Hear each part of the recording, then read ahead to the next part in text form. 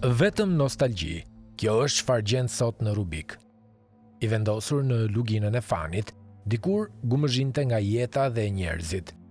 E ndërsa ecën sot nëpër rrugët e tij, dëgjon vetëm heshtje, një heshtje e rëndë që dikur nuk ekzistonte. Shtëpitë që po braktisen dhe rrugët që nuk i shkel më askush, janë dëshmi e një epoke të kaluar. Metalurgjia e Rubikut këtu në vitin 90 ka pas 1020 punëtorë ndërmarrja. Rreth 370 ishin uzinë, kanë sjell kurset, kanë sjell televizit, kanë sjell, ka pas punëtorë nga gjitha krahinat. Vetëm uzina ka pas rreth 800 sa punëtorë, 840 punëtorë, uzina. Plus ka qenë një sektor tjetër metalurgji ka qenë quajt. Edhe ajo po kash ka pas, njerëzit filluan të hiqen. Hiqen nga s'kysh ishte me pa punë do jetoshin. Atë detyruan të hiqen jashtë shtetit. Lesh Doçi dhe Shtjefën Zefi janë nga banorët më të vjetër të qytetit, të cilët e nisën prej rinis punën në uzinë, e punuan në të deri në vitet 90. Unë kam qenë në repart kaldajave.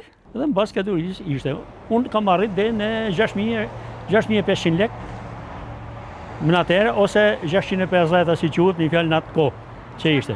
Kur kam nisë punë, kam qenë rreth 22 vjeç. Fillu metalurgjin në moshën 17 vjeç e gjysmë, vetëm ushtria më ka shkuat, pastaj jam shkuat kam punuar si instruktor, po 35 kam kthyer përsëri në uzinë, në të njëjtën repart në rafinim. Por çfarë ndodhi me Rubikun? Si u shua ky qytet që dikur ishte simboli i industrisë dhe punës? Kishte shumë pacient, kishte shumë vizita, kishte ambulanca që s'kishin dritare, ose kishin dritare të vogla, errësirë, që edhe vizitën e kryenim kushtet vështira, pa ngrohje, të paktën unë kam punuar këtej, thash në Fiers, që ka 5 fshatra, dhe me fjalë shoh ndryshimin. Për shembull, ishin 2 uzinat, ishin në punë. Sot nuk punojnë asnjëna, pra janë të degraduar të dyja. Ku vjen problemi edhe ndërmarrja tjera që ishte ndërmarrja e furnizimit punëtorëve në VP-ja, ishte ndërmarrja gjeologjike, ishin edhe sektor tjerë që të gjithë ishin në punë. Pra, këtë Rubiku në atë kohë ka pas rreth 1500 punëtorë. Këtu ka pas ngarkesë shumë të madhe sepse kishte shumë banorë. Përveç banorëve që ishin këtu, ishin dhe punëtorët. Ka qenë metalurgjia, ka qenë uzina në punë, kanë qenë gjeologjia. Në total ishte një numër prej 700-800 banorësh. Dhe pikërisht kjo ishte biles mbi ngarkesa punës tonë, sepse punëtorët, duke patur dhe punë të vështira, i kishe rradhen mbas derës ambulancës plot. Ata që kanë mbetur numërojnë vitet dhe të larguarit, ndërsa Rubiku, dikur plot jetë, duket si një fotografi e venitur nga koha.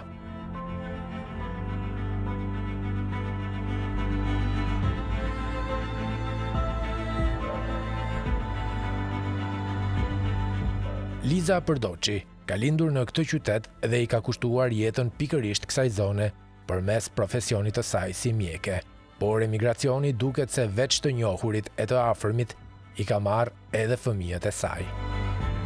Po bëj 37 vite e gjysmë punë. E kam filluar që në vitin 87.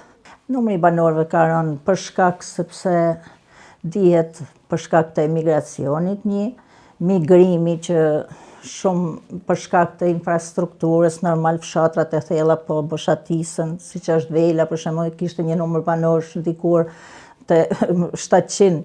Sot janë vetëm në një kështu moshe të tretë, që është vetëm për shërbim shëndetësor, sepse po ikin drejt qyteteve. Po, fëmijët i kam në emigracion, të dy.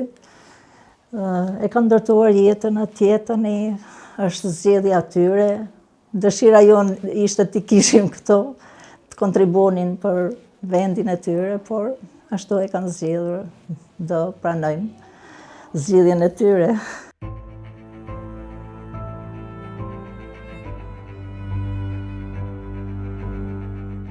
Këta fëmijë të vegjël po nxitojnë të hyjnë në shkollë, duket se mezi presin që të rriten, që edhe ata si shumë të rinj të kësaj zone të largohen. Sindrit Kola është një nxënës i shkëlqyer që po projekton të studioj për informatik, e që dhe ai shpejt do të largohet nga Rubiku.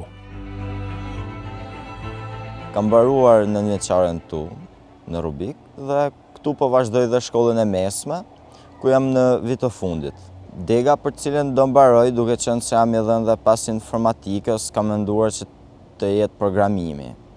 Dhe si synimi parë është një zhvillim dhe formim personal dhe një sukses personal.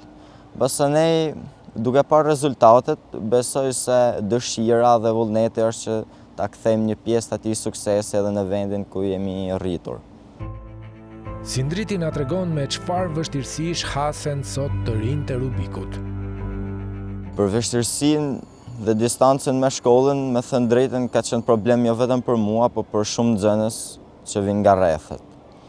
Këto 2 vitet e fundit ka qenë pak më e lehtë pasi kemi siguruar udhëtimin me makinë. Por përsëri mbetet një problem jo vetëm për mua, por edhe për nxënësit e tjerë, pasi jo të gjithë kanë të njëjtat mundësi të vinë me shkollë në makinë. Mund të themi se këtu ka shumë kushte të cilat mungojnë, duke marrë parasysh dhe ambientet sportive, pasi fëmijët kanë nevojë për ambiente të sigurta sportive, ku të zhvillojnë orët, por jo vetëm sportive, por edhe në ambientet brenda shkollës. Pra, unë mund të flas për gjimnazin ku jam tani, aty duhet ketë një ngrohje më të mirë dhe duhet mbajnë orare më të gjata, sidomos gjatë dimrit. Donika Prenga është drejtoreshe e shkollës 9-vjeçare në Rubik. Gjithë jetën e saj ka shërbyer si mësuese. Ajo na rrëfen se shkollat e fshatit janë mbyllur një e nga një. Me qënë se janë mbyllur shkollat e fshatrave, Katoni Vjetër, Vel, Vaushkez dhe nxënësit, shkollat janë mbyllur për shkak të numrit të vogël të nxënësve. Ato nxënës që janë i transportojmë me fugonat e shkollës drejt shkollës tonë ku jemi.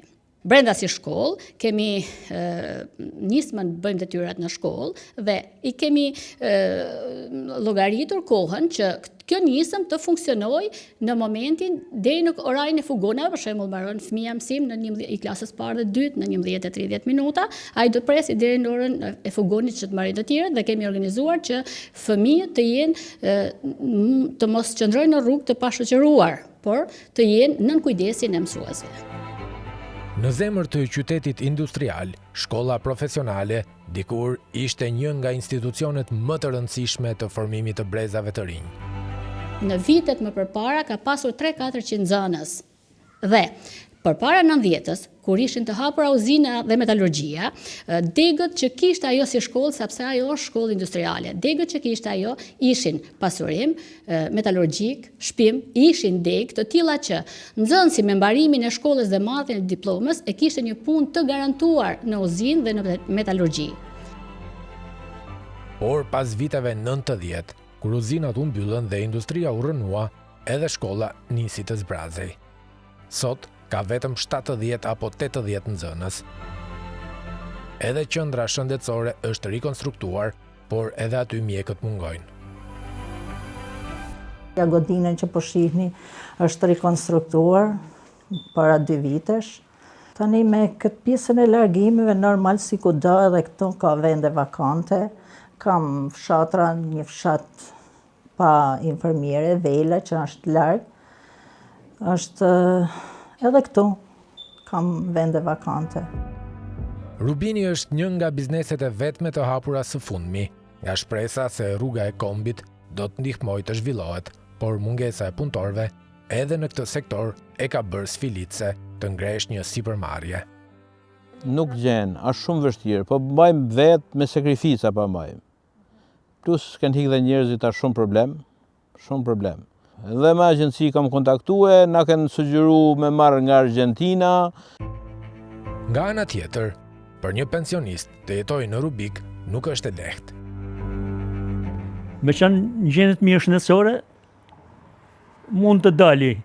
Po nuk që në gjendje të mirë shëndetësore, vetëm të prit që mund të na bien kalamajt. Por midis Haresës, me sa duket ka ende shpresa. I tillë është edhe Bajroni, djali që ka vendosur të kthehet nga Italia në Rubik. Kam lindur bashkë të kjo shtëpia vjetër. Për shumë vite, ose nga kur isha fëmijë, kam emigruar në Itali, ku atje kam studiuar, kam punuar për shumë vite, jam derisa e mba dhe shtetës italian, edhe pastaj, siç më duk se ja dola, çdo gjë ja dola dhe më thirrte nevoja nga vendlindja ime, se s'mund të harrohet asnjëherë. Njëri prej tyre, pas shumë vitesh në emigracion, vendos të kthehet. Jo për të parë, jo për të kujtuar, por për të ndërtuar sërish. Me një ëndër dhe një investim të vogël, që pritet të rritet e të ringjallë zonën.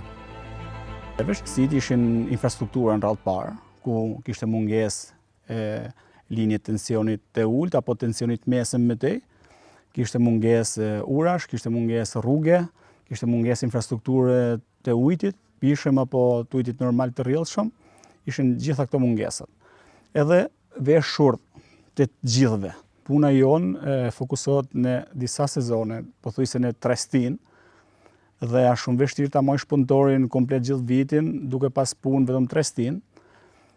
Është një problem besoj për gjithë Shqipërinë kjo pjesë, por ky është një biznes familjar, ku të gjithë punojmë, të gjithë sakrifikojmë nga mëngjesi deri në darkë dhe disi ja dalim, edhe na ndihmojnë pse jo na ndihmojnë edhe turistat.